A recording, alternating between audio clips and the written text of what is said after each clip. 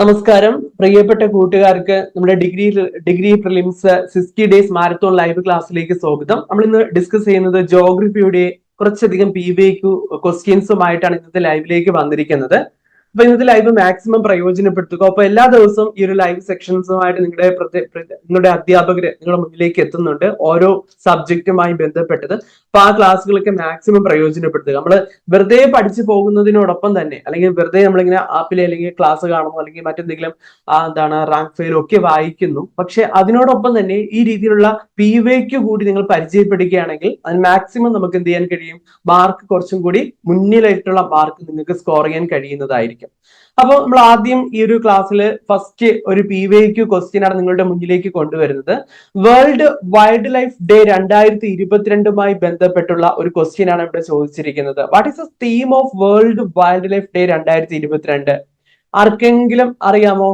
ആർക്കെങ്കിലും ഗസ് ചെയ്യാൻ പറ്റുന്നുണ്ടോ? 2022 theme of world wild life ഡേയുടെ തീം എന്താണ് എന്നുള്ളത് ആർക്കെങ്കിലും ഒന്ന് ഗസ് ചെയ്യാൻ പറ്റുന്നുണ്ടോ?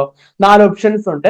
Sustaining all life on earth, forest and livelihood, sustaining people and planet, recovering key species of ecosystem and restoration, forest restoration, a path of recovery and wellbeing.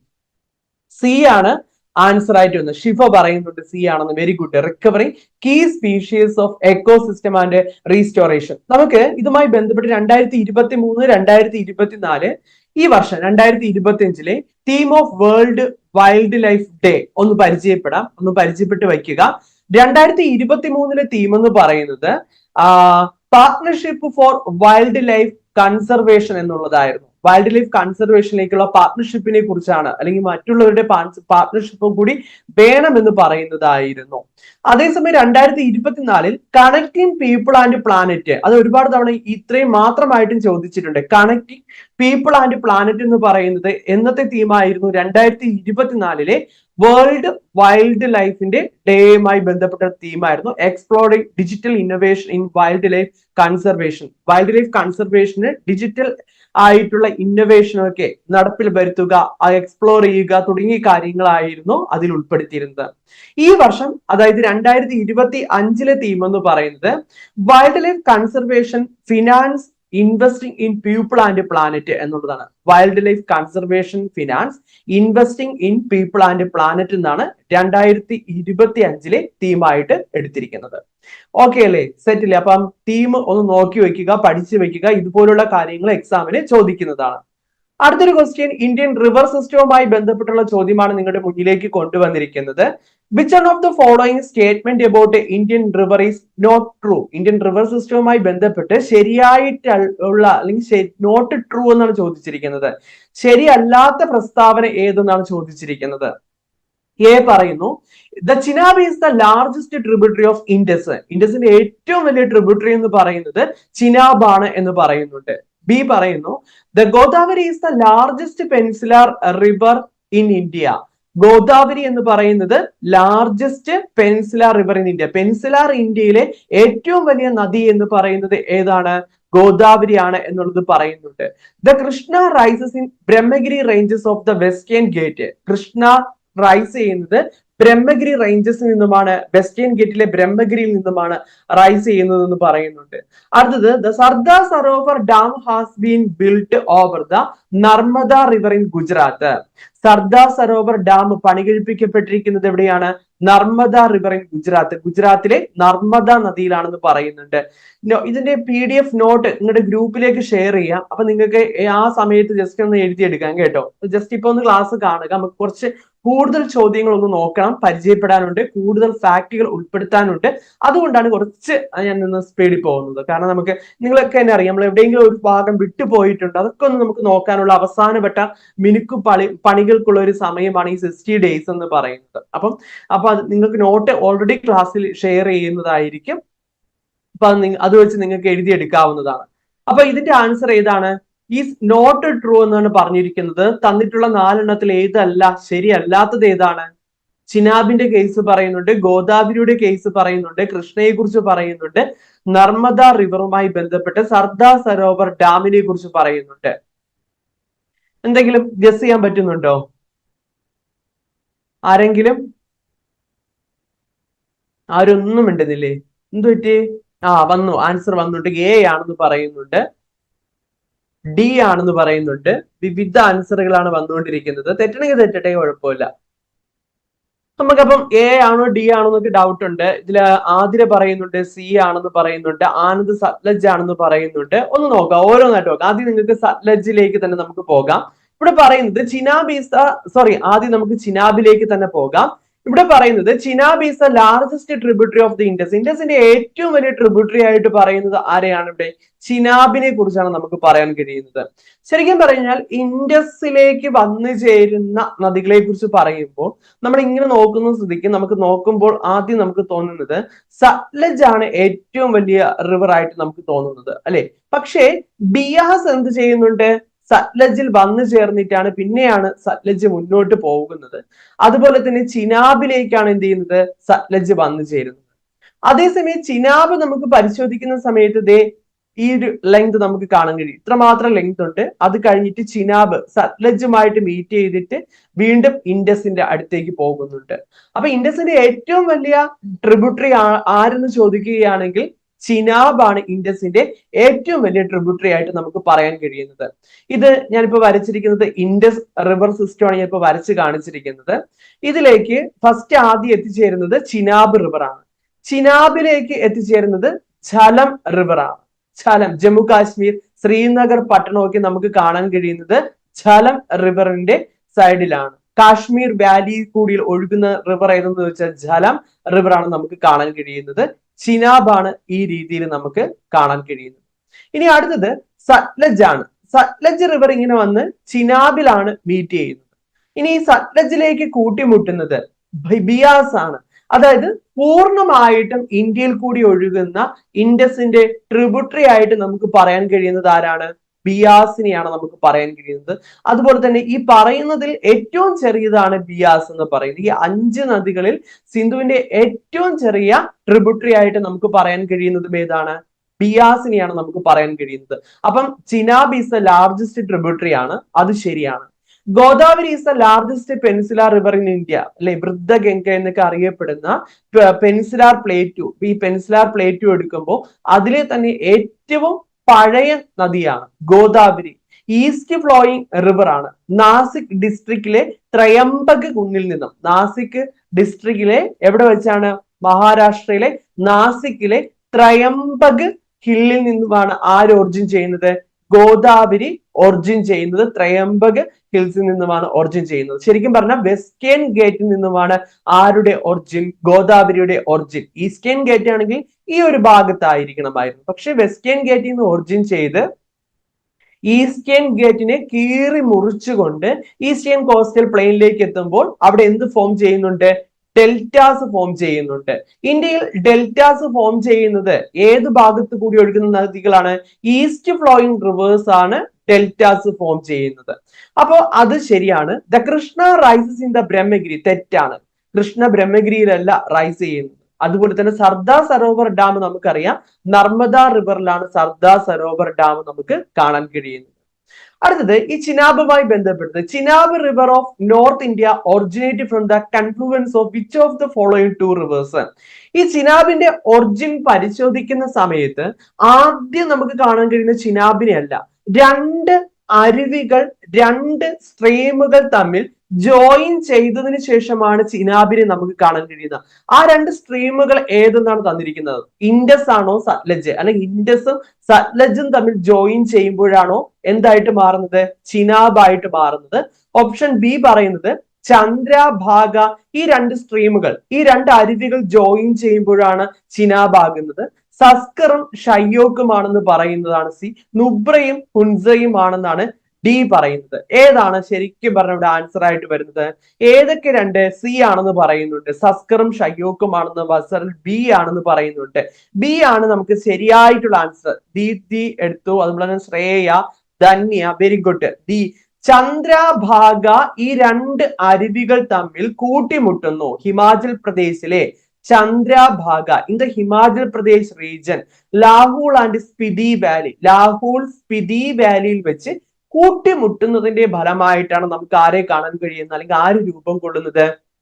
ഇൻഡസിന്റെ ഏറ്റവും വലിയ tributary എന്ന് നമ്മൾ വിശേഷിപ്പിക്കുന്ന ചിനാബ് ഒറിജിൻ ചെയ്തിരിക്കുന്നത്. അപ്പൊ ചന്ദ്രഭാഗ ഹിമാചൽ പ്രദേശിൽ വെച്ചാണ് ഈ ചന്ദ്രയും ഭാഗയും ഇവ തമ്മിൽ ഒരുമിക്കുന്നത്. ഇതിന്റെ ഫലമായിട്ട് എന്ത് രൂപം കൊള്ളുന്നു? ചിനാബ്. അവിടെ ഓർക്കേണ്ടത് ലാഹോൾ ആൻഡ് സ്പിതി വാലിയിൽ. അപ്പൊ ലാഹോൾ സ്പിതി വാലിയിൽ കൂടി ഒഴുകുന്ന റിവർ ഏതെന്ന് ചോദിച്ചാലും ആര് തന്നെയാണ്? ചിനാബിനെയാണ് നമുക്ക് പറയാൻ കഴിയുന്നത്. അതുപോലെ Chenab flow through Jammu region and Jammu and Kashmir India. നമുക്ക് ഇന്ത്യയിൽ പരിശോധിക്കുമ്പോൾ ഹിമാചൽ പ്രദേശിൽ നിന്ന് നേരെ ഇത് ജമ്മു കാശ്മീരിലേക്ക് കടക്കുകയും പഞ്ചാബ് പ്ലെയിൻ ഓഫ് പാകിസ്ഥാൻ, പിന്നീട് പാകിസ്ഥാന്റെ പഞ്ചാബ് പ്ലെയിനിലേക്ക് കടക്കുന്ന കാഴ്ചയാണ് നമുക്ക് കാണാൻ കഴിയുന്നത്. അപ്പം വലിയൊരു റിവർ ആണ് ഏതെന്ന് പറയുന്നത്? ചിനാബിന്റെ കേസ് എടുത്ത് പരിശോധിക്കാൻ നമുക്ക് കാണാൻ കഴിയുന്ന ഈ ലാഹോൾ സ്പിതി വാലി, അത് എവിടുത്തെ ഫീച്ചർ? നമ്മുടെ പ്രധാനമായിട്ട് ഹിമാലയത്തിനെ ഉയരത്തിന്റെ അടിസ്ഥാനത്തിൽ, എലിവേഷന്റെ അടിസ്ഥാനത്തിൽ, ഓൾട്ടിറ്റ്യൂഡിന്റെ അടിസ്ഥാനത്തിൽ നമുക്ക് മൂന്നായിട്ട് തിരിക്കാം: ഹിമാദ്രി, ഹിമാചൽ, അതുപോലെ ശിവാലിക്. ഇതിൽ ഏതിലാണ് ലാഹോൾ സ്പിതി വാലീസ് വരുന്ന താഴ്വരകൾ? Valley means താഴ്വരകൾ. ഏതിലാണ് താഴ്വരകൾ എന്ന് പറയുന്നത്? ഹിമാദ്രിയുടെ ഫീച്ചേഴ്സ് ആയിട്ട് പറയാൻ കഴിയുമോ? അതോ ശിവാലിക്കിന്റെ ഫീച്ചേഴ്സ് ആണോ? അതോ ഹിമാചലിന്റെ ഫീച്ചേഴ്സ് ആയിട്ടാണോ നമുക്ക് പറയാൻ കഴിയുന്നത്? ശിവാലിക് എന്ന് പറയുന്നുണ്ട്.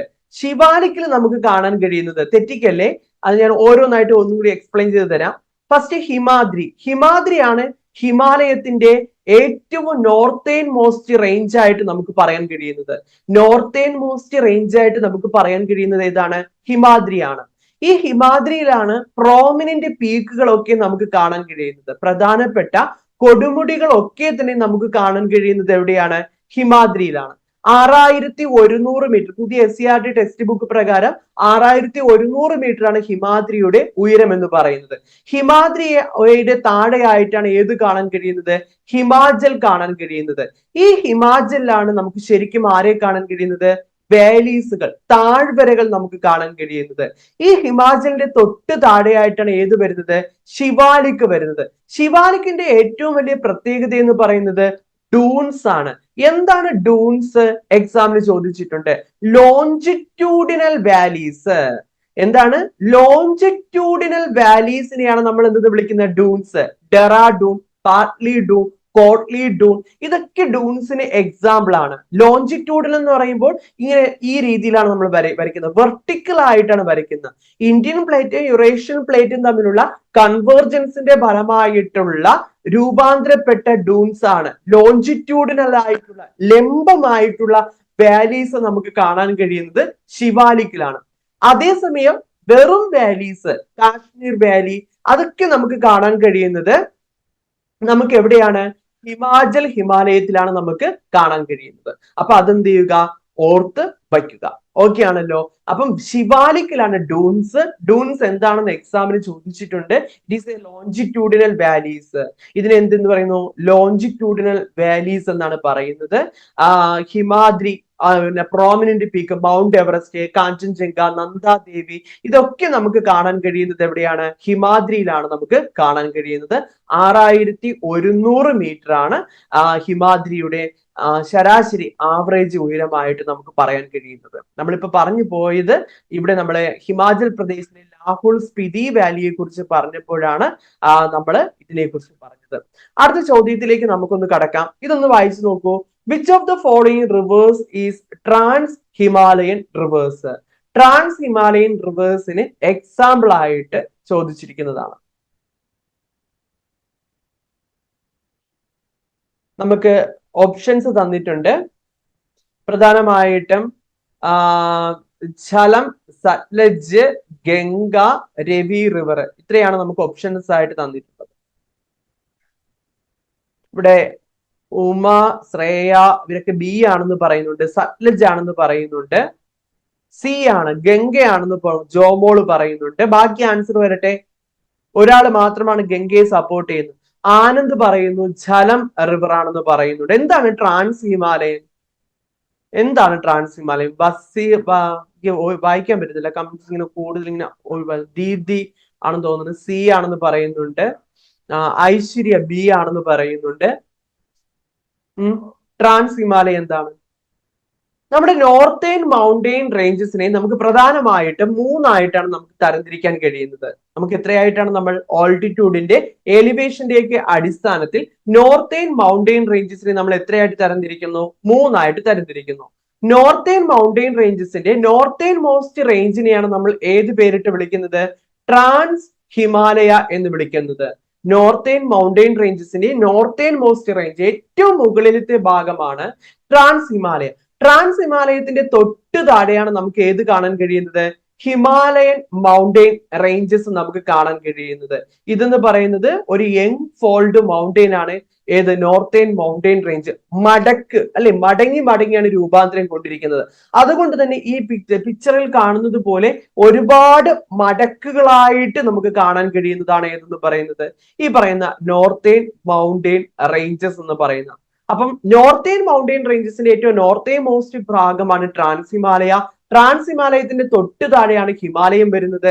അതുപോലെ തന്നെ നോർത്ത് ഈസ്റ്റേൺ ഭാഗം, ഇന്ത്യയുടെ നോർത്ത് ഈസ്റ്റേൺ സ്റ്റേറ്റുകൾ വരുന്ന അരുണാചൽ പ്രദേശ്, നാഗാലാൻഡ്, മിസോറാം, മണിപ്പൂർ, ഈ ആസാം ഒക്കെ വരുന്ന പ്രദേശങ്ങളിലായിട്ടാണ് നമുക്ക് ഈസ്റ്റേൺ ഹിൽസും നമുക്ക് കാണാൻ കഴിയുന്നത്. അപ്പൊ എത്രയായിട്ട്? 3 ആയിട്ട് നമുക്ക് നോർത്തേൺ മൗണ്ടെയിൻ റേഞ്ചസിനെ നമ്മൾ തരംതിരിച്ചു. ഈ പറയുന്ന ട്രാൻസ് ഹിമാലയത്തിലെ പ്രധാനപ്പെട്ട ഭാഗമാണ്. ട്രാൻസ് ഹിമാലയത്തിന്റെ നോർത്തേൺ റേഞ്ച് ആണ് കാരക്കോറം റേഞ്ച്. കാരക്കോറത്തിന്റെ സൗത്ത് ആയിട്ടാണ് ലഡാക്ക് വരുന്നത്. ലഡാക്കിന്റെ സൗത്ത് ആയിട്ടാണ് സസ്കർ റേഞ്ചസ് നമുക്ക് കാണാൻ കഴിയുന്നത്. അതായത് കാരക്കോറം, ലഡാക്ക്, സസ്കർ, ഇവ 3ഉം ഏതിന്റെ ഭാഗമാണ്? ഇവിടെ എഴുതിയിട്ടുണ്ട്, ട്രാൻസ് ഹിമാലയത്തിന്റെ ഭാഗമാണ്. ഏതൊക്കെയാണ്? കാരക്കോറം, ലഡാക്ക്, സസ്കർ, ഇവ 3ഉം ട്രാൻസ് ഹിമാലയത്തിന്റെ ഭാഗമാണ്. ഇതിന് താഴെയായിട്ടാണ്, ഈ കാണുന്ന സസ്കറിന് താഴെയായിട്ടാണ് ഞാൻ നേരത്തെ പറഞ്ഞ ഗ്രേറ്റ് ഹിമാലയം അല്ലെങ്കിൽ ഹിമാദ്രി എന്നറിയപ്പെടുന്നത് നമുക്ക് കാണാൻ കഴിയുന്നത്. അതുപോലെ തന്നെ ഹിമാചൽ നമുക്ക് കാണാൻ കഴിയുന്നത്.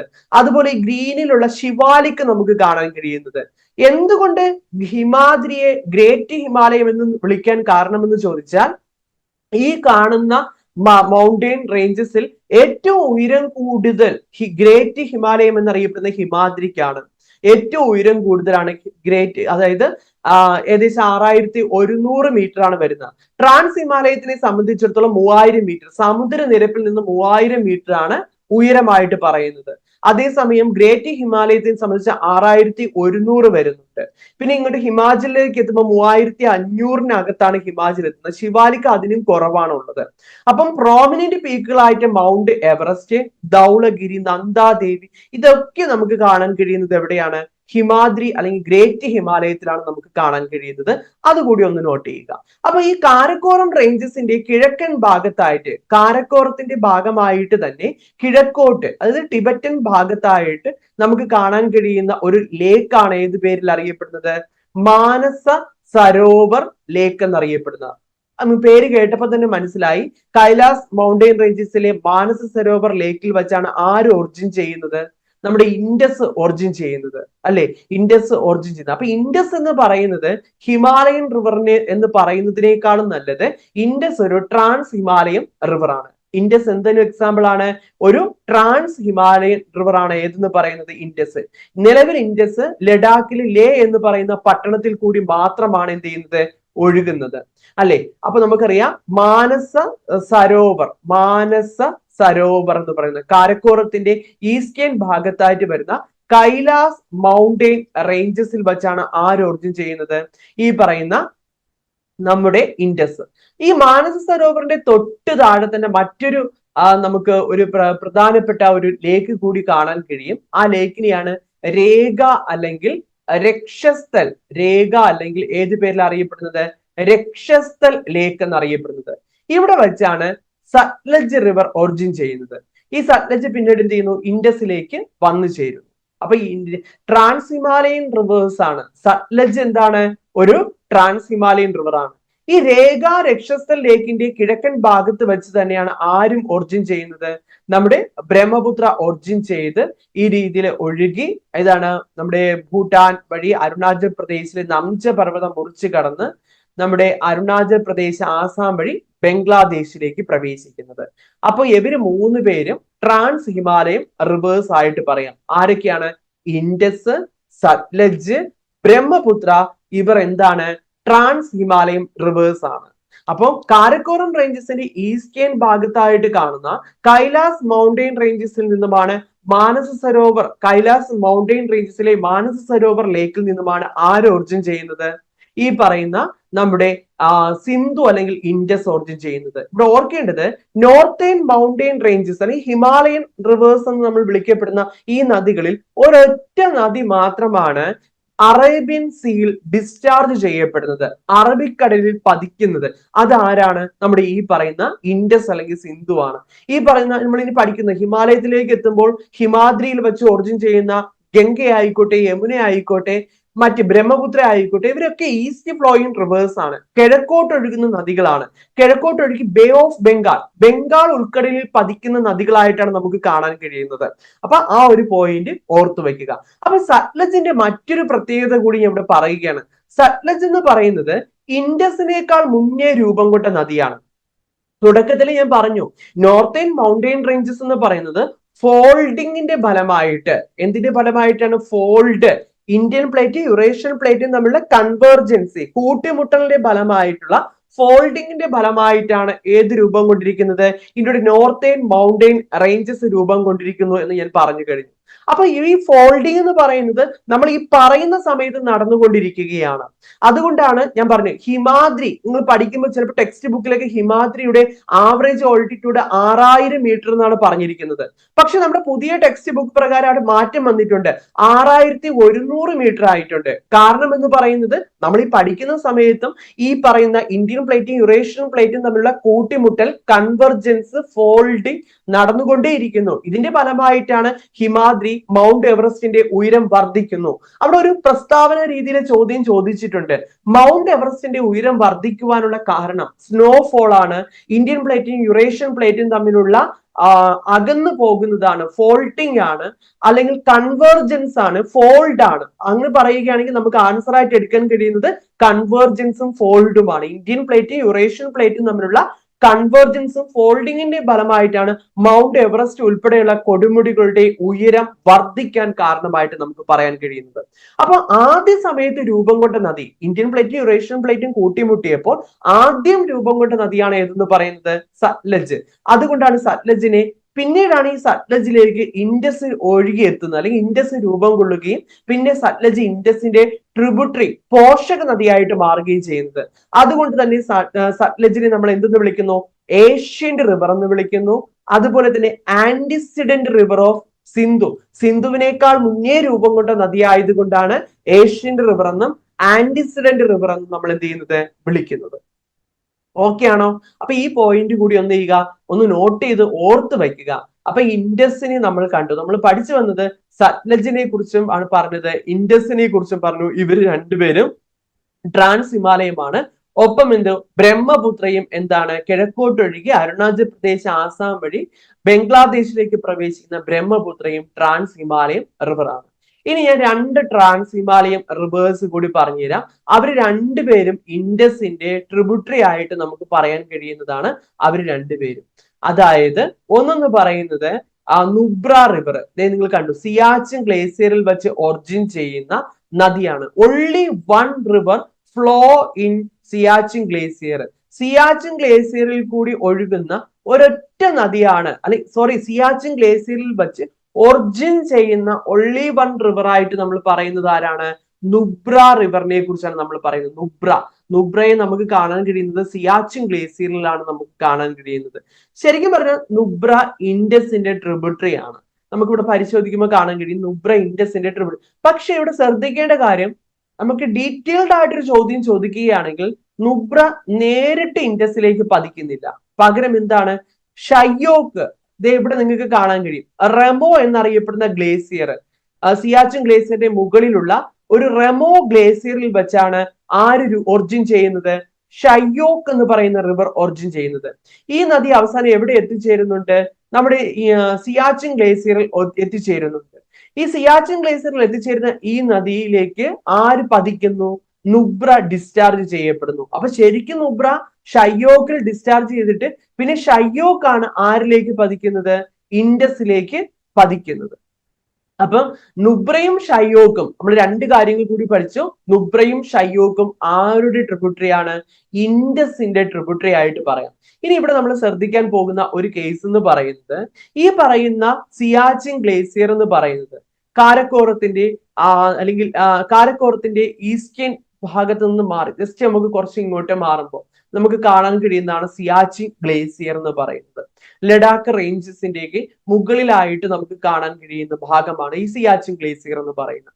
അപ്പൊ ഇവിടെ വെച്ചാണ് ആര് ഒറിജിൻ ചെയ്യുന്നത്? ഈ പറയുന്ന അല്ലെങ്കിൽ ആരൊഴുകുന്നത്? നുബ്രയും ഷയ്യോക്കും ഒഴുകുന്നത്. അപ്പൊ നുബ്രയും ഷയ്യോക്കും എന്താണ്? ട്രാൻസ് ഹിമാലയൻ റിവേഴ്സ് ആണ്. അപ്പൊ ആരൊക്കെയാണ് ട്രാൻസ് ഹിമാലയൻ റിവേഴ്സ്?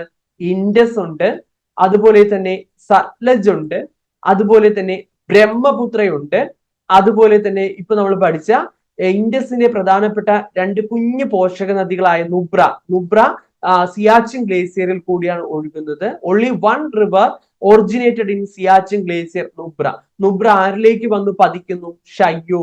ഷയ്യോക്ക് ഒറിജിൻ ചെയ്യുന്നത് എവിടെ വെച്ചാണ്? നമ്മുടെ സിയാച്ചിൻ ഗ്ലേസിയറിന്റെ മുകളിലുള്ള റമോ ഗ്ലേസിയർ, അന്യൻ സിനിമയുടെ റമോ, മറന്നു പോകണ്ട, റമോ ഗ്ലേസിയറിൽ വെച്ചാണ് ഒറിജിൻ ചെയ്യുന്നത് ഷയ്യോക്ക്. അപ്പൊ അതൊന്ന് ജസ്റ്റ് ഒന്ന് ഓർത്ത് വയ്ക്കുക. അപ്പൊ ഇത്രയും പേരും എന്താണ്? ട്രാൻസ് ഹിമാലയൻ റിവേഴ്സ് ആണ്. പക്ഷെ നമ്മൾ കഴിഞ്ഞ തവണത്തെ ഒരു പ്രീവിയസ് ക്വസ്റ്റ്യൻ പരിശോധിക്കുമ്പോൾ താഴെ തന്നിട്ടുള്ളതിൽ ഹിമാലയൻ നദി അല്ലാത്തത് ഏതെന്ന് ചോദിച്ചിട്ട് ഈ പറയുന്നത് പോലെ ഇൻഡസ് കൊടുത്തിരുന്നു, നമ്മുടെ സത്ലജ് കൊടുത്തിരുന്നു, അതുപോലെ തന്നെ ഗംഗ കൊടുത്തിരുന്നു, പിന്നെ നമ്മുടെ പെൻസിലാർ ഇന്ത്യ, ഉപദ്വീപ് ഇന്ത്യയിലെ ഒരു നദിയുടെ പേരും കൊടുത്തിരുന്നു, ചമ്പൽ എന്ന് പറയുന്ന റിവറിന്റെ പേരും കൊടുത്തിരുന്നു. സ്വാഭാവികമായിട്ട് അങ്ങനെ ചോദിക്കുമ്പോൾ നമുക്ക് ഏത് പിക്ക് ചെയ്യാൻ പറ്റുള്ള ആൻസർ? ചമ്പലിനെ എടുക്കാൻ കഴിയുകയുള്ളൂ. ശരിക്കും പറയുകയാണെങ്കിൽ ഇത് ട്രാൻസ് ഹിമാലയത്തിന്റെ ഭാഗമാണ്. അപ്പൊ ജനറലി ആ ഒരു ചോദ്യം അങ്ങനെ ഡെപ്തിലേക്ക് പോകുകയാണെങ്കിൽ ഈ രീതിയിൽ ചോദ്യങ്ങൾ ചോദിക്കാം. അതുകൂടി ഒന്ന് നോട്ട് ചെയ്ത് വെക്കുക. ഓക്കെ ആണല്ലോ? അപ്പൊ നമ്മുടെ ആൻസർ തന്നിട്ടുള്ളതിൽ ട്രാൻസ് ഹിമാലയൻ റിവർ ഏതെന്ന് ചോദിച്ചാൽ ഏതാണ്? സത്ലജ് ആണ് തന്നിട്ടുള്ളതിൽ ട്രാൻസ് ഹിമാലയൻ റിവർ. അടുത്തത്, at which place Alaknanda and Bhagirathi meet and take the name Ganga? അളകനന്ദയും ഭഗീരഥിയും തമ്മിൽ കൂട്ടിമുട്ടുന്നതിന്റെ ഫലമായിട്ടാണ് പിന്നെ നമ്മൾ എന്തായിട്ട് അറിയപ്പെടുന്നത്? ഇന്ത്യയിലെ നമ്മുടെ ഇന്ത്യയിലെ ഏറ്റവും പ്രധാനപ്പെട്ട നദിയായിട്ട് പറയുന്ന ഗംഗ രൂപം കൊള്ളുന്നത്. ഇത് എവിടെ വെച്ചാണ് മീറ്റ് ചെയ്യുന്നത്? എല്ലാവർക്കും അറിയാവുന്ന ഒരു ചോദ്യമായിരിക്കും. ദേവപ്രയാഗ്, അലഹാബാദ്, ഹരിദ്വാർ, ഋഷികേശ്. ആനന്ദ് പറയുന്നുണ്ട് ദേവപ്രയാഗ് എന്ന് പറയുന്നുണ്ട്. രണ്ടുപേർക്കേ ഉള്ളൂ ആൻസർ, 3 പേരായി. ബസ്സര ജിയാർ, ഓക്കെ. ധന്യ പറയുന്നുണ്ട്, ഐശ്വര്യ പറയുന്നുണ്ട്. ഓക്കെ, ഇവിടെ നിന്നൊരു ചോദ്യം നമുക്ക് പ്രതീക്ഷിക്കാവുന്നതാണ്. കാരണം നമുക്ക് കുംഭമേളയൊക്കെ നടക്കുന്നത് കൊണ്ട് ഒരു കറണ്ട് അഫയേഴ്സ് ജോഗ്രഫിയിലെ ഒരു ചോദ്യം നമുക്ക് വേണമെങ്കിൽ ഈ ഒരു സെഷനിൽ ഈ ഒരു ഭാഗത്ത് നിന്ന് നമുക്ക് പ്രതീക്ഷിക്കാവുന്നത്. അതുകൊണ്ടാണ് ഞാൻ ഈ ഒരു ചോദ്യം എടുത്തിരിക്കുന്നത്. ഒരു പ്രീവിയസ് ഇയർ ചോദ്യമാണ്, വലിയൊരു ഡീറ്റെയിൽഡ് ചോദ്യമൊന്നും അല്ല. ദേവപ്രയാഗിൽ വെച്ചാണ് ആരും തമ്മിൽ ബന്ധിക്കുന്നത്? നമ്മുടെ അളകനന്ദിയും ഭഗീരഥിയും തമ്മിൽ കൂട്ടിമുട്ടി ഗംഗയായിട്ട് മാറുന്നത്. അതുപോലെ തന്നെ അവിടെ അളകനന്ദ ഭഗീരഥിയെ കുറിച്ച് പറയുമ്പോൾ ഓർക്കേണ്ട ഒരു ഡാം ഉണ്ടല്ലോ. ഏത് ഡാമാണ് ഭഗീരഥിയുമായിട്ട് നമ്മൾ ഓർമ്മിക്കേണ്ട ഒരു ഡാം? ഏത് ഡാമാണ്? ഉത്തരാഖണ്ഡിലെ യെസ്, തെഹരി ഡാം അല്ലെ? ഉത്തരാഖണ്ഡിലെ തെഹരി ഡാം ഏതാണ്? ഭഗീരഥി റിവറിലാണ്. നമ്മൾ ഓർമ്മിക്കേണ്ട ഒരു ഡാമാണ്, വളരെ പ്രധാനപ്പെട്ടതാണ്. താഴെ തന്നിട്ടുള്ളതിൽ കുംഭമേള നടക്കാത്ത സ്ഥലം ഏതാണ്? Kumbh Mela is not held at Haridwar, Ujjain, Puri, Prayagraj. താഴെ തന്നിട്ടുള്ളതിൽ കുംഭമേള നടക്കാത്തത് എവിടെ വെച്ചാണ്? സി ആണെന്ന് പറയുന്നുണ്ട്. പുരിയാണ് ആൻസർ അല്ലേ? ശരിയാണ്, എല്ലാരും പറയുന്നുണ്ട് പുരിയിൽ വെച്ച് നടക്കുന്നില്ല എന്ന് പറയുന്നുണ്ട്. ഓക്കെ, നമുക്ക് ഈ ഒരു പോർഷൻ ജസ്റ്റ് ഒന്ന് നോക്കാം. ജസ്റ്റ് അല്ല, വളരെ പ്രധാനപ്പെട്ടതാണ്. നമ്മുടെ നിങ്ങൾ പറഞ്ഞു ഇവിടെ റെഡ് മാർക്കിൽ ആദ്യം നമുക്ക് കാണാൻ കഴിയുന്ന ഭഗീരഥി റിവർ ആണ് അല്ലെ? ദേ ഈ ഒഴുകി വരുന്ന ബ്ലൂ ഷെയ്ഡ് കൊടുത്തിരിക്കുന്നത് ഏതാണ്? നമ്മുടെ അളകനന്ദയാണ് ഈ ഒഴുകി ഇങ്ങനെ വരുന്നത്. അപ്പൊ അളകനന്ദയും ഭഗീരഥിയും വച്ച് ദേവപ്രയാഗിൽ വെച്ച് കൂട്ടിമുട്ടുമ്പോഴാണ് എന്തായിട്ട് മാറുന്നത്? ഗംഗയായിട്ട് മാറുന്നത്.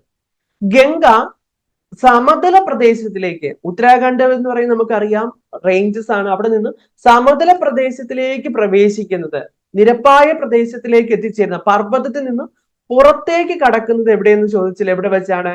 ഹരിദ്വാറിൽ വെച്ചാണ് പ്ലെയിൻ ഏരിയയിലേക്ക് ആര് എൻ്റർ ചെയ്യുന്നത്? ഗംഗ എന്റർ ചെയ്യുന്നത്. അപ്പൊ ഈ അളകനന്ദയുടെ ഒറിജിനെ തേടി പോകുമ്പോൾ ബദരീനാഥിൽ വെച്ചാണ് അളകനന്ദ എന്ത് ചെയ്യുന്നത്, ഒറിജിൻ ചെയ്യുന്നത്. ഈ അളകനന്ദയിലേക്ക് ആദ്യം എത്തിച്ചേരുന്ന നദിയാണ് ധൗളി ഗംഗ എന്നറിയപ്പെടുന്നത്. ധൗളി ഗംഗ അല്ലെങ്കിൽ വിഷ്ണു ഗംഗ എന്ന പേരിൽ അറിയപ്പെടുന്നു. അപ്പം ധൗളി ഗംഗയും അളകനന്ദയും തമ്മിൽ കൂട്ടിമുട്ടുന്നതിനെയാണ് വിഷ്ണു പ്രയാഗ് എന്നറിയപ്പെടുന്നത്. ഇങ്ങനെ അഞ്ച് പ്രയാഗിനെ കുറിച്ച് നമുക്ക് പഠിക്കാനുണ്ട്. ആരൊക്കെയാണ് നമ്മൾ ആദ്യം പറഞ്ഞത്? അളകനന്ദയും ധൗളി ഗംഗ അല്ലെങ്കിൽ വിഷ്ണു ഗംഗയും തമ്മിൽ കൂട്ടിമുട്ടുന്നത് എവിടെ വെച്ചാണ്? വിഷ്ണു പ്രയാഗിൽ വെച്ചാണ്. ഉത്തരാഖണ്ഡിൽ തന്നെയാണ് ഗംഗ ഒറിജിൻ ചെയ്യുന്നത്. ഉത്തരാഖണ്ഡിൽ ഹിമാദ്രിയിൽ വെച്ചാണ് ഒറിജിൻ ചെയ്യുന്നത്.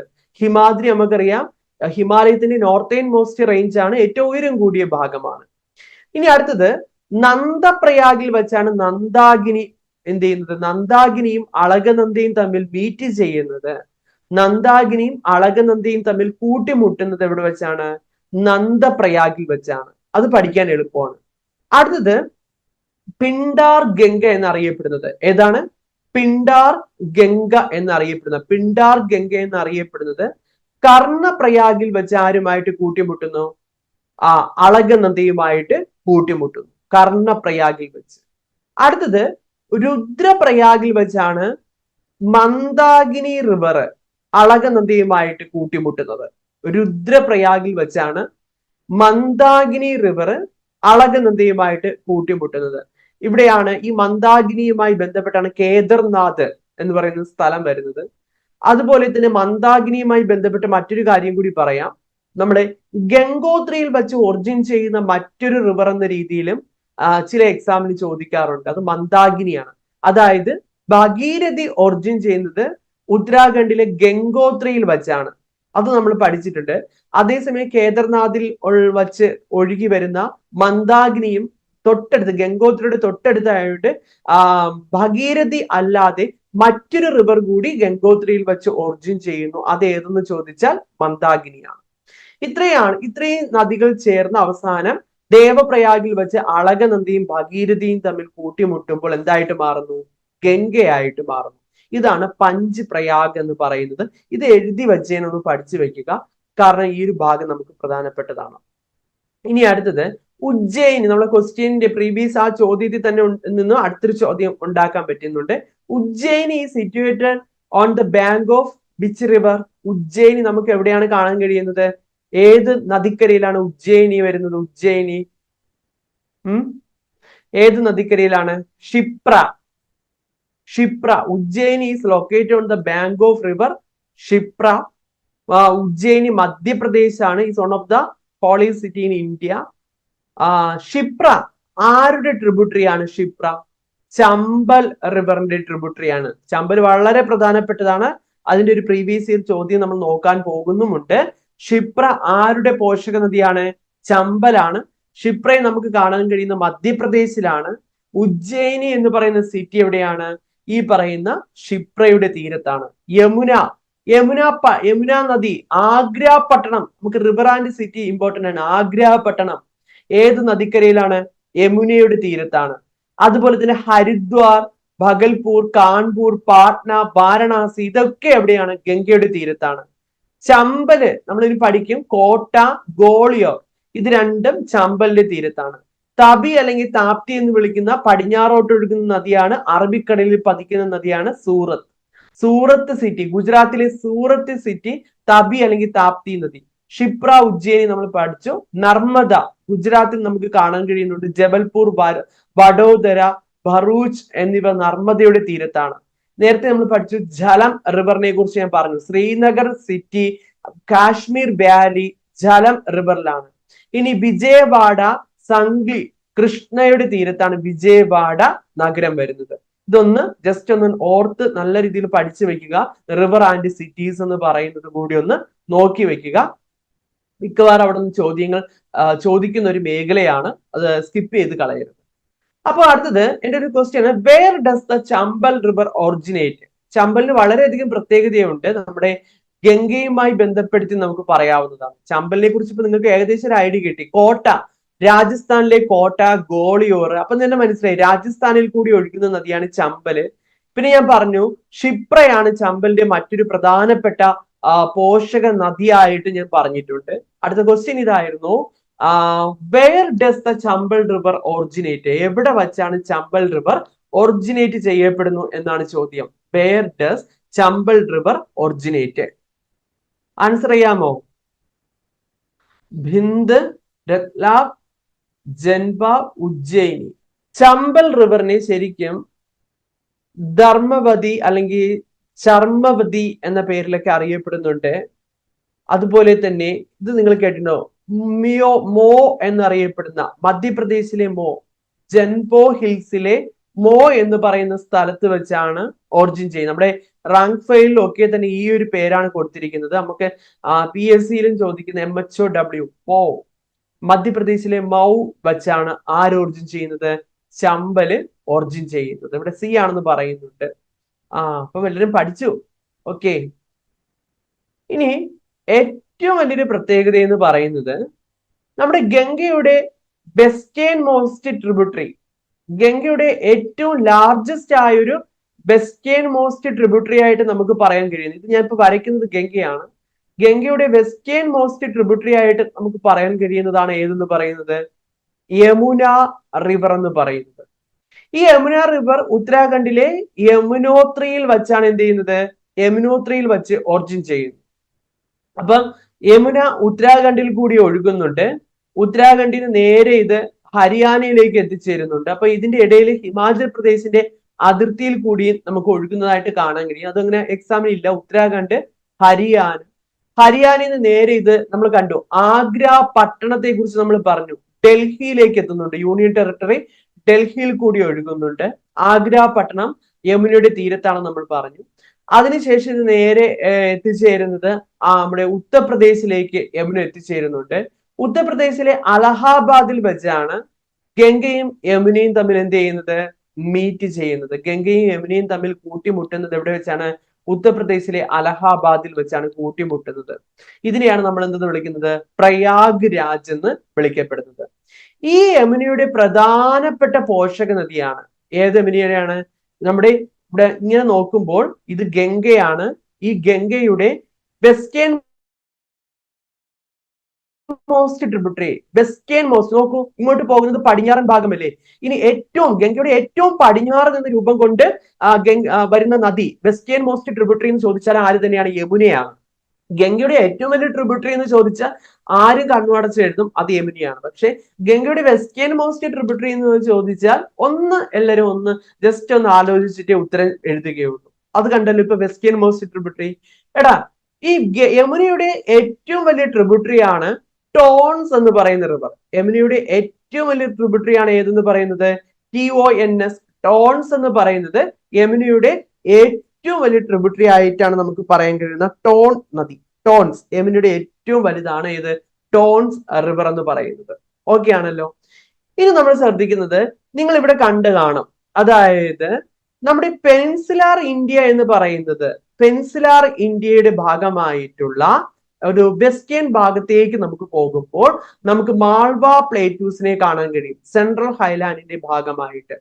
ആ മാൾവ പ്ലേറ്റ്യൂസിന്റെ ഭാഗമായിട്ട് രൂപം കൊണ്ടിട്ടുള്ള നദികളാണ് ഒന്ന് ഈ പറയുന്ന മൗ, മധ്യപ്രദേശിലെ മൗവിൽ വച്ച് രൂപം കൊണ്ട ചമ്പൽ എന്ന് പറയുന്ന river.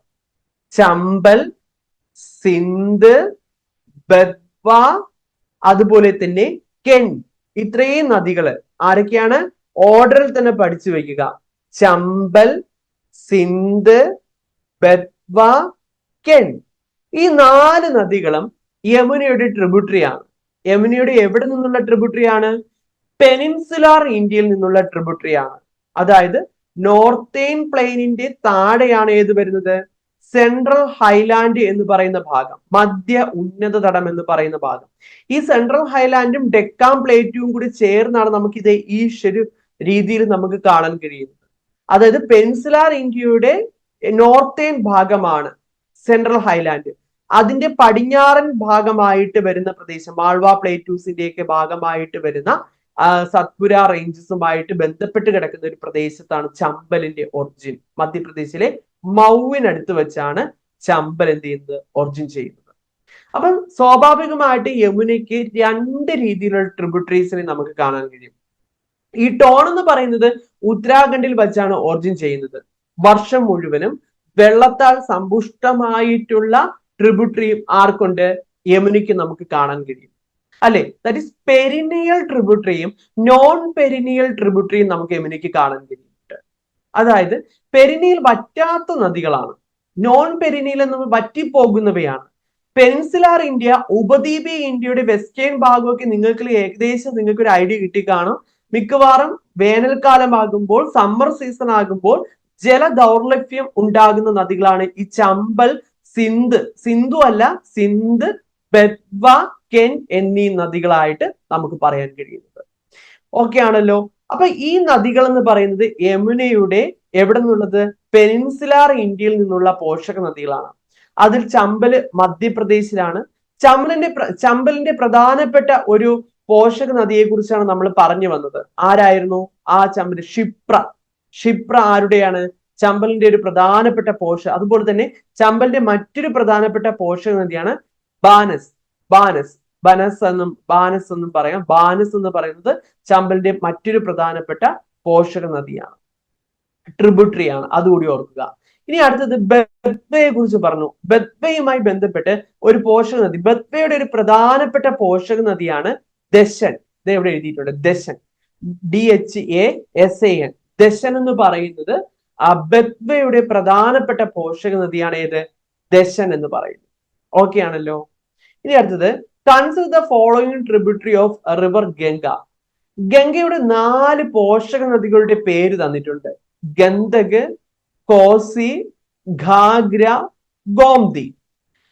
Which of the following is the correct order of the above river east to west?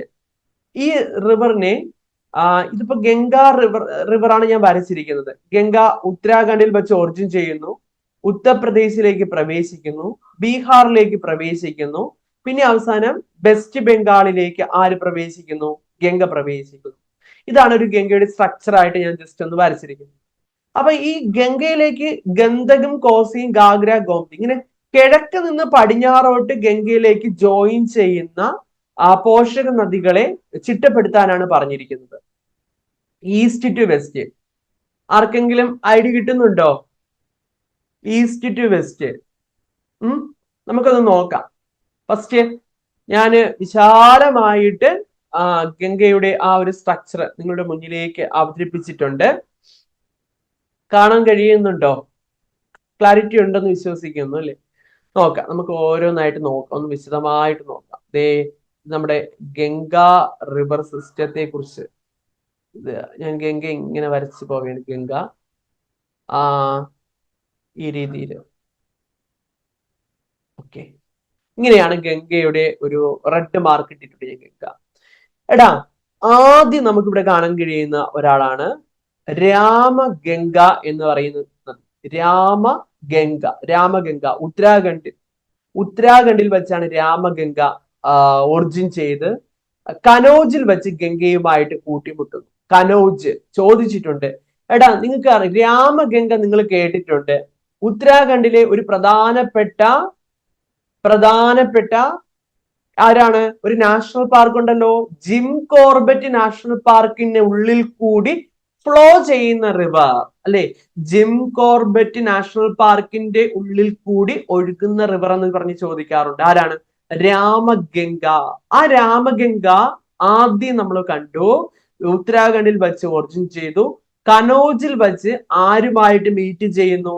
ഗംഗയുമായിട്ട് meet ചെയ്യുന്നു. കനോജിൽ വെച്ച് ഗംഗയുമായിട്ട് മീറ്റ് ചെയ്യുന്ന കേസ് നമ്മൾ കണ്ടു. അടുത്തത് നമുക്ക് കാണാൻ കഴിയുന്നത് പ്രധാനപ്പെട്ടത് ഒരു ഗോംതി റിവർ. ഞാൻ വരച്ചിട്ടുണ്ട്. ഗോംതി എന്നറിയപ്പെടുന്ന അല്ലെങ്കിൽ ഗോമതി എന്നൊക്കെ നമ്മൾ വിളിക്കുന്ന റിവർ ആണ് ഗോംതി എന്നറിയപ്പെടുന്ന റിവർ. ഈ ഗോംതി റിവർ ഞാൻ വരച്ചു, കണ്ടോ?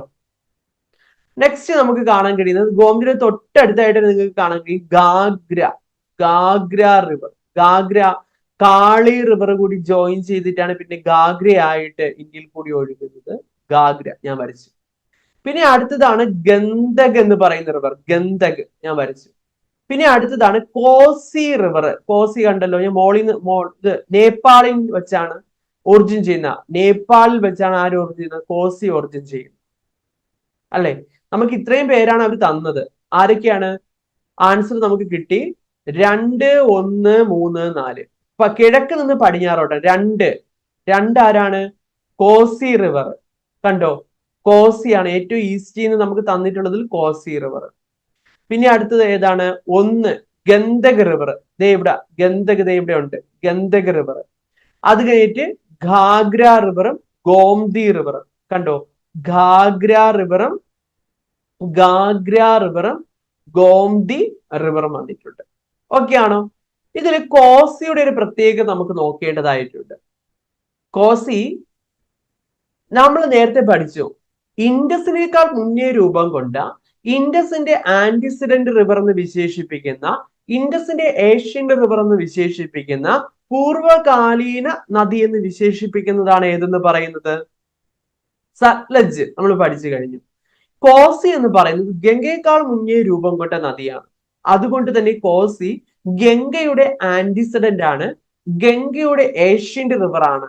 ആരെന്ന് പറയുന്നത്? കോസി എന്ന് പറയുന്നത് ഗംഗയുടെ ആന്റിസിഡന്റ് ആണ്, ഗംഗയുടെ എന്താണ്? ഏഷ്യന്റ് റിവർ ആണ് കോസി. പിന്നെ കോസിയുടെ ഏറ്റവും വലിയൊരു പ്രത്യേകത എക്സാമിന് ചോദിക്കാറുള്ളത്, മൗണ്ട് എവറസ്റ്റിൽ വച്ച് ഒറിജിൻ ചെയ്യുന്ന കോസിയുടെ ഒരു ട്രിബ്യൂട്ടറി ഉണ്ട്. നിങ്ങളെ ക്ലാസ്സിലൊക്കെ പഠിച്ചിട്ടുണ്ടായിരിക്കും ആ ഫ്രണ്ട്. ആരാണ്? അരുൺ എന്ന് പറയുന്നത് കോസിയുടെ ഒരു പ്രധാനപ്പെട്ട ട്രിബ്യൂട്ടറി ആണ്. എവിടെ വെച്ചാണ് അരുൺ ഒറിജിൻ ചെയ്യുന്നത്? മൗണ്ട് എവറസ്റ്റിൽ വെച്ചാണ് ഒറിജിൻ ചെയ്യുന്നത്. അപ്പൊ അതുകൊണ്ടാണ് എക്സാമിന് ചോദിക്കുന്നത്. മൗണ്ട് എവറസ്റ്റിൽ വെച്ച് ഒറിജിൻ ചെയ്യുന്ന കോസിയുടെ ട്രിബ്യൂട്ടറി ഏതെന്ന് ചോദിച്ചാൽ അരുൺ ആണ്.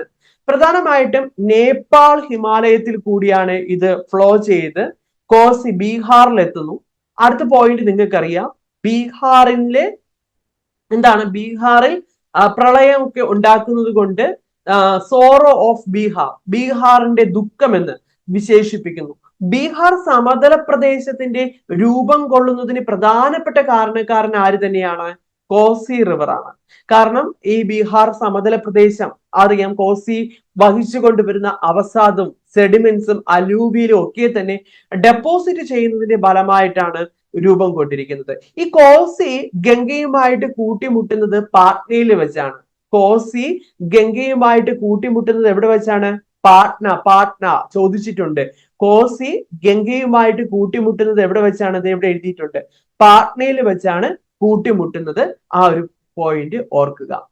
അടുത്തത് ഗന്ധക് എന്ന് പറയുന്ന നദി. ഈ ഗന്ധകിന്റെ ഏറ്റവും വലിയൊരു സവിശേഷതയാണ് നേപ്പാൾ. കണ്ടു, ഇവിടെ നേപ്പാളിൽ വെച്ചാണ് ഗന്ധകം ഒറിജിൻ ചെയ്യുന്ന, അല്ലെങ്കിൽ നേപ്പാൾ ഹിമാലയത്തിൽ വെച്ച് ഒറിജിൻ ചെയ്യുന്ന ഗംഗയുടെ അടുത്ത പോർഷൻ, അതായത് ഹിമാദ്രിയുടെ ഭാഗം തന്നെയാണ്. മൗണ്ട് എവറസ്റ്റ് ഹിമാദ്രിയുടെ ഭാഗം തന്നെയാണ്. അതിന്റെ തൊട്ടടുത്തുള്ള പ്രദേശങ്ങളിൽ വെച്ചാണ് ഇദ്ദേഹത്തിന്റെയും ഒറിജിൻ ആയിട്ട് നമുക്ക് കാണാൻ കഴിയുന്നത് ഗന്ധകിനെ നേപ്പാളുകാർ വിളിക്കുന്ന പേരാണ്, മറക്കാൻ പറ്റത്തില്ല, നാരായണി എന്ന പേരിലാണ് ഗന്ധകിനെ നേപ്പാളിൽ അറിയപ്പെടുന്നത്.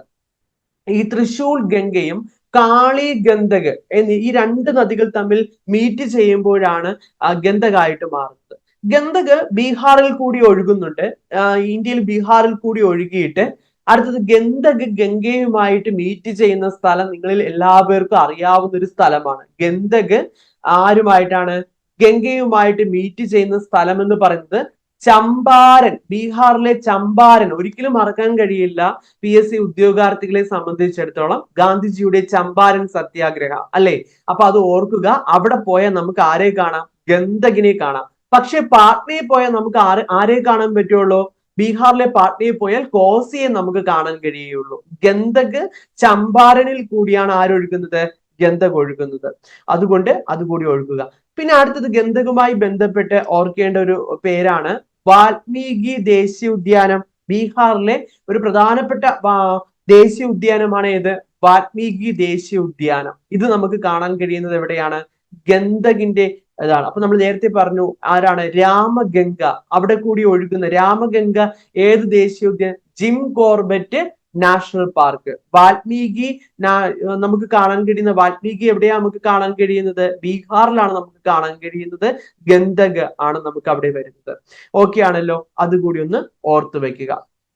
ഇനി അടുത്തത് ഘാഗ്ര. ഞാൻ പറഞ്ഞു കാളി റിവറുമായി ജോയിൻ ചെയ്താണ് ഘാഗ്ര ഉണ്ടാകുന്നത്.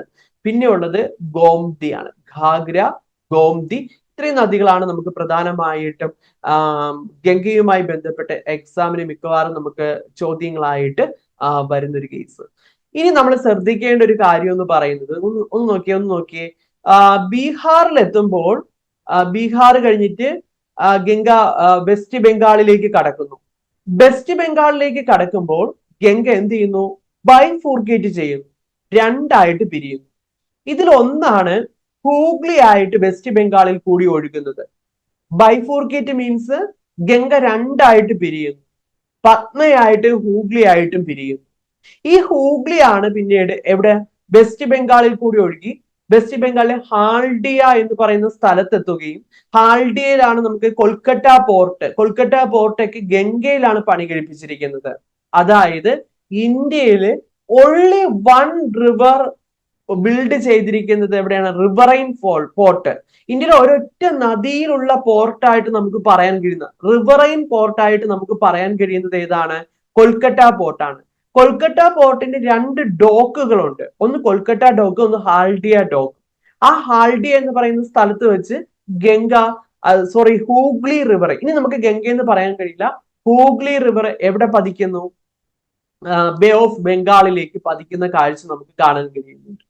അതേസമയം ബംഗ്ലാദേശിലേക്ക് പത്മ എന്ന പേരിൽ ഒഴുകുന്നു. ബംഗ്ലാദേശിൽ ഏത് പേരിലാണ് ഒഴുകുന്നത്? പത്മ എന്ന പേരിലേക്ക് ഒഴുകുകയും നമ്മൾ തുടക്കം പഠിച്ചു രേഖ അല്ലെങ്കിൽ രക്ഷസ്ഥൽ ലേക്കിൽ വെച്ച് ഒറിജിൻ ചെയ്യുന്ന ബ്രഹ്മപുത്ര, അതിനെ സാങ്ബോ, ടിബറ്റൻകാരി സാങ്ബോ എന്ന് വിളിക്കപ്പെടുന്നു.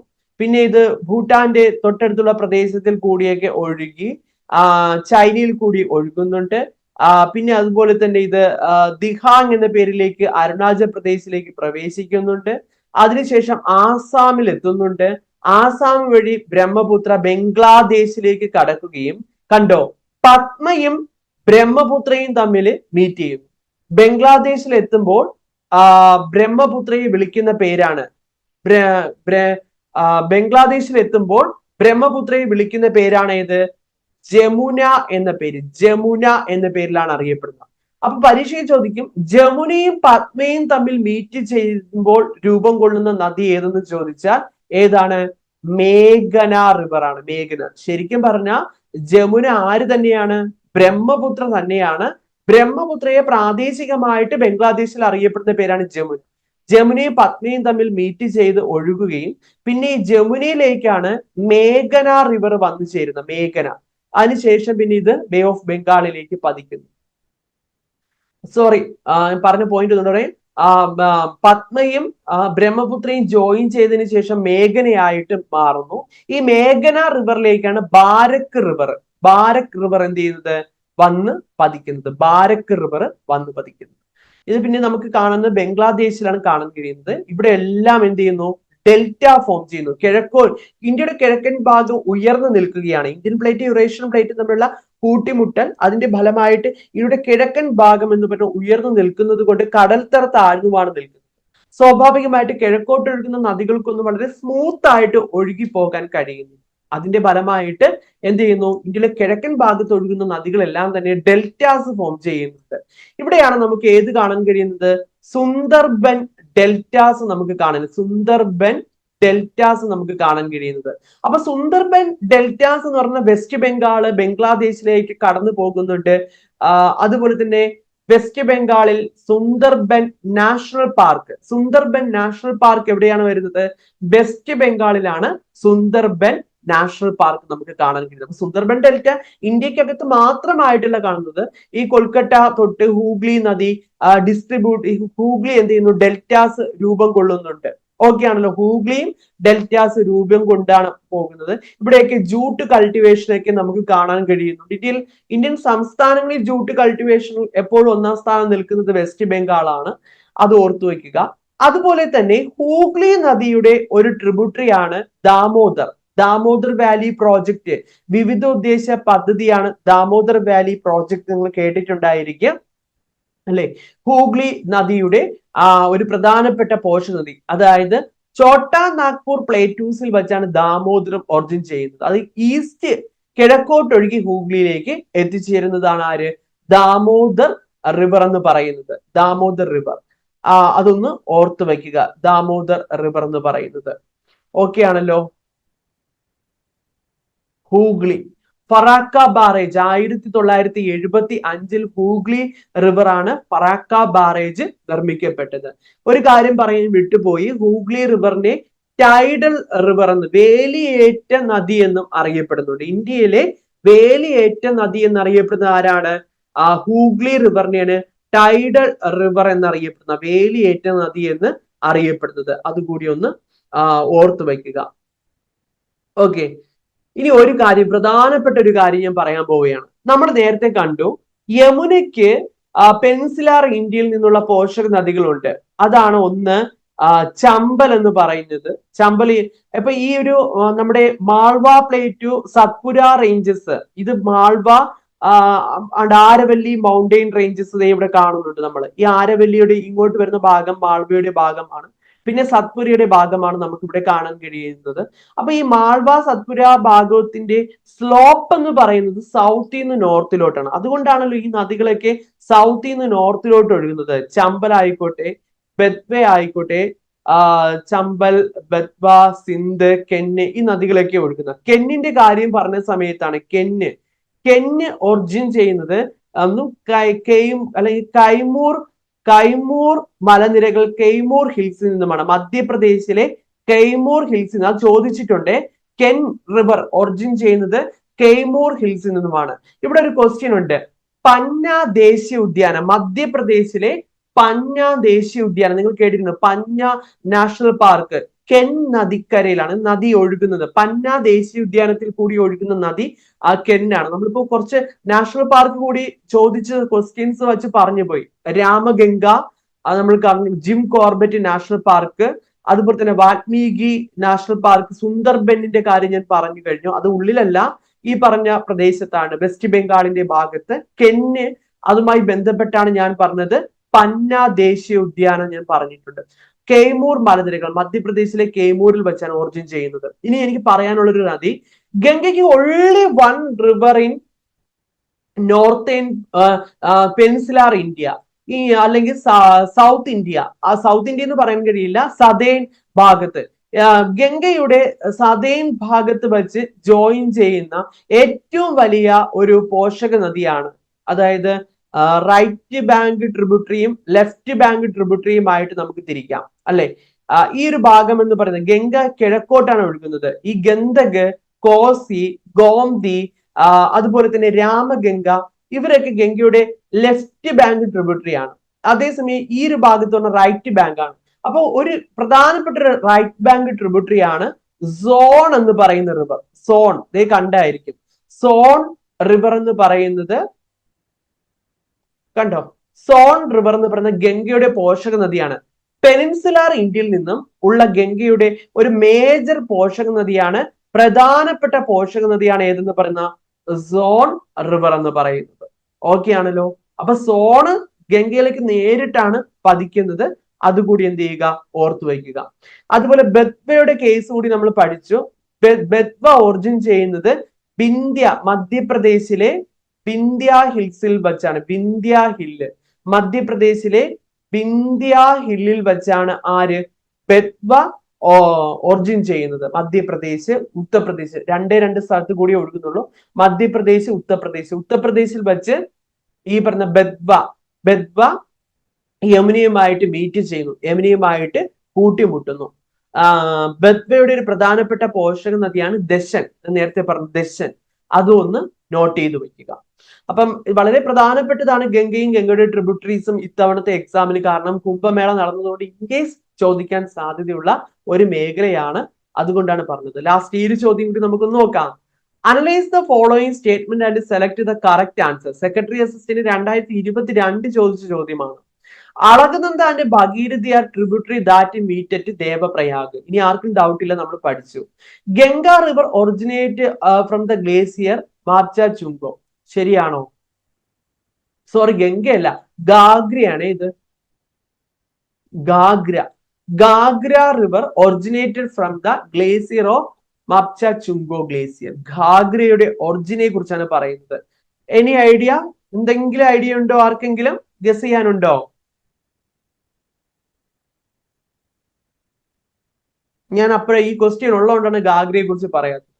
Both 1 and 2 are correct. Ghaghra river Mapcha Chungo ഗ്ലേസിയറിൽ വെച്ചാണ് ഒറിജിൻ ചെയ്യുന്നത്. പ്രീവിയസ് ആണ്, ചോദിച്ചിട്ടുണ്ട്. ഇത് ഞാൻ പറഞ്ഞ ക്വസ്റ്റ്യൻസ് എല്ലാം പ്രീവിയസ് ആണ്. മാപ്ച ചുങ്കോ ഗ്ലേസിയറിൽ വെച്ചാണ് ഗാഗ്ര റിവറിന്റെ ഒറിജിൻ നമുക്ക് കാണാൻ കഴിയുന്നത്. സി ആണ്. വെരി ഗുഡ്, സി ആണെന്ന് പറയുന്നത്. ഗോംതി റിവർ മീറ്റ് ഗംഗ എവിടെ വെച്ചാണ്? വാരണാസിയിൽ വെച്ചാണ് ഗോംതി റിവർ, ഞാൻ നേരത്തെ പറഞ്ഞിട്ടില്ല, ഗോംതി റിവർ മീറ്റ് ചെയ്യുന്നത്. അടുത്തത് ഗാഗ്ര ചപ്ര, ബീഹാറിലെ ചപ്രയിൽ വെച്ച് എന്ത് ചെയ്യുന്നു? ഗംഗയുമായിട്ട് മീറ്റ് ചെയ്യുന്നു. ഗന്ദകിന്റെ കേസ് ഞാൻ പറഞ്ഞു, പാട്നയിൽ വെച്ച് അല്ലെങ്കിൽ സോൺപൂർ എന്ന് പറയുന്ന സ്ഥലം. കോസിയിലെ കാര്യം ഞാൻ പറഞ്ഞു, ബീഹാറിൽ വെച്ച്, ബീഹാറിലെ പാട്നയിൽ വെച്ചാണ്. അത് കുറച്ചും കൂടി ഡീറ്റെയിൽഡ് ആയിട്ട് ഞാൻ ഇവിടെ കൊടുത്തിട്ടുണ്ട്. സ്ഥലത്തിന്റെ പേര് ഇവിടെ വെച്ചാണ് മീറ്റ് ചെയ്യുന്നത്. അതുകൂടി ഒന്ന് ജസ്റ്റ് ഒന്ന് എന്ത് ചെയ്യുക, നോക്കി വെക്കുക. സോ അപ്പൊ ഇന്നത്തെ നമ്മളെ പ്രധാനപ്പെട്ട ക്വസ്റ്റ്യൻസ് കുറച്ച് നമ്മൾ നോക്കിപ്പോയി. അപ്പൊ നിങ്ങൾക്ക് മനസ്സിലായി, നിങ്ങൾ ഏതെങ്കിലും ഒരു ടോപ്പിക് അല്ലെങ്കിൽ മേഖല ഒന്ന് വീക്കാണ് അല്ലെങ്കിൽ നോക്കിയിട്ടില്ല എന്നുള്ളത് ഈ ഒരു ക്ലാസ് കാണുമ്പോൾ നിങ്ങൾക്ക് മനസ്സിലാവുന്നുണ്ട്. കാരണം ഞാൻ പ്രീവിയസ് ചോദ്യമാണ് കൊണ്ടുവന്നത്. എങ്ങനെയൊക്കെ ചോദ്യങ്ങൾ വരാം എന്നുള്ളത് ഞാൻ നിങ്ങളുടെ മുന്നിലേക്ക് കൊണ്ടുവരാം. കാരണം കൂടുതൽ ഫാക്ട് കൊണ്ടുവരുന്നതിനേക്കാളും ആപ്പിൽ നിങ്ങൾ ഓൾറെഡി ക്ലാസ് കാണുന്ന കുട്ടികളാണ്. അപ്പൊ ആപ്പിൽ ഡീറ്റെയിൽഡ് ക്ലാസ് നൽകിയിട്ടുണ്ട്. അപ്പൊ അത് കാണുക.